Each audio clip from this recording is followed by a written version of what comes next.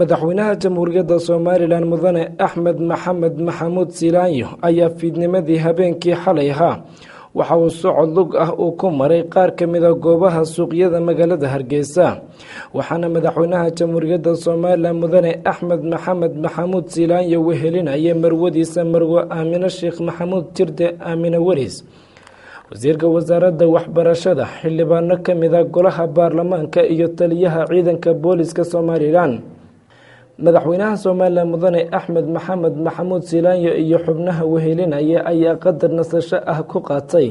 hotelka Imperial ee magaalada Hargeysa iyagoo halkaasina kula caweeyay dadweynihii waqtigaasi hotelka ku sugnaa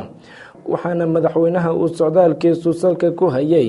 in uu u kurgalo isla markaana uu wax ka ogaado xaaladda nololeed ee dhabta ah ee ay ku sugan yihiin dadweynuhu iyo hanaan socodka suuqyada magaalada Hargeysa socdaalkan uu madaxweynaha Soomaaliland mudane Axmed Maxamed Maxamuud Silaanyo uu fiidnimadii habeenkii xalay uu ku maray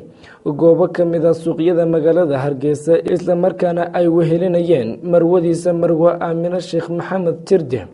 wasiirka wasaaradda waxbarashada xildhibaano ka mid ah golaha baarlamaanka iyo taliyaha ciidanka booliska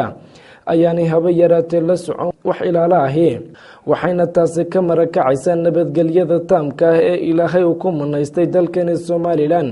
iyadoo socdaalkan uu madaxweynaha Soomaaliland mudane Axmed Maxamed Maxamuud Silaanyo uu habeenkii xalay ahaa ku maray goobo ka mid ah suuqyada magaalada Hargeysa aanu ahayn kii ugu horeeyay ee madaxweynuhu uu goor habeenimo ah